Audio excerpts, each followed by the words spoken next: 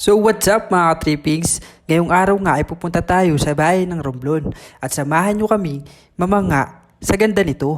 At ito na nga, nakapag-asikaso na kami ng mga gamit na aming mga dadalhin. At ito nga pala yung ulam namin na aming dadalhin, adobong gata na pugita.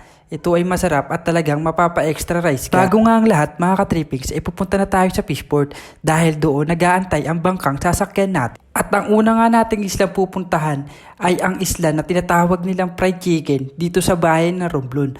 At ito nga pala yung itsura niya. 'Di ba? Mukhang fried chicken talaga. Tara at samahan nyo kami sa isa na namang bagong adventure na ating matutunghayan. Tuwang-tuwa nga kami dito mga ka-trippings na may halong kaba dahil first time nga namin sumakay sa ganitong bangka na ginagamit lang ito sa pangingisda pero napaka-solid at bagong experience nga naman. Ito nga pala yung mini Palawan na Romblon no, mga ka-trippings, talaga napakaganda. At ito na nga pala yung Gindawahan Island na ating pupuntahan. Sa malayo pa nga lang mga ka-trippings, kitang-kita nyo na talaga na kulay puti talaga yung white sand dito at talaga nga namang hindi nalabo yung tubig dito kahit ano pang tampisaw mo mga ka-trippings. At pagkababa nga namin mga ka-trippings sa bangka, no, pumunta agad kami dito sa may cottage for only 120 pesos nga yung makakapag-cottage ka na rito.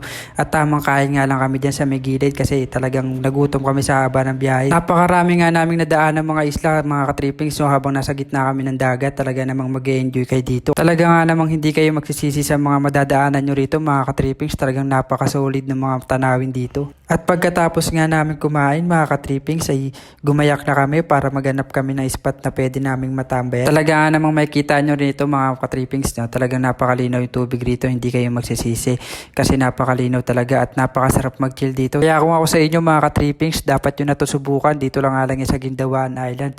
At ayan, tamang ligo na nga lang kami nila. Maya-maya nga mga ka-trippings ay umalis na rin kami dahil maglilibot pa kami dahil marami pa kaming isla na pupunta. At talaga nga namang nabitin kami dito mga ka-trippings pero kailangan talaga namin umalis muna kasi baka abutin kami ng dilim at wala kaming ilaw. At namangka nga kami ulit para pumunta dun sa sinasabi ng Tinagong Dagat. So hanapin muna natin to mga ka-trippings. At ito na nga mga ka-trippings, nahanap na namin yung Tinagong Dagat.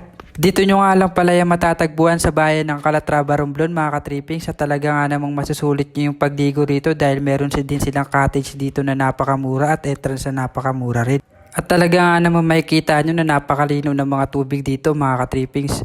At talaga nga naman sa bawat tubog nyo rito ay talaga nga namang mapapaulit kayo sa sarap ng tubig dito. At napakalamig nga ng tubig dito mga ka-trippings. Saktong-sakto to sa tag-init mga ka-trippings. At talaga nga namang hindi kayo magsisisi rito. Talaga nga namang may enjoy nyo yung pagligo rito mga ka-trippings gaya nito mga bata. At pagkatapos nga namin pumunta sa Tinagong Dagat ay umalis na rin kami agad para umuwi na dahil baka gabihin nga kami sa daan at wala kaming mga dalang ilaw. So ayun mga ka-tripping, isa nga na namang napakagandang trip nito para sa amin na may experience yung ganitong bagong adventure.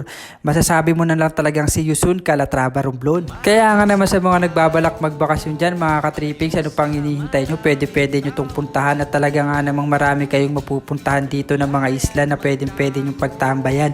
At talaga nga naman makakapag-relax kayo dito mga ka-trippings at malang malayo ito sa mga ginagawa nyo kung saan man kayo naroon mga ka-trippings.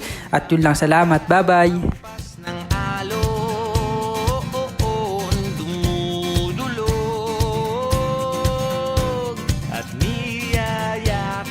Tayo ng karagat.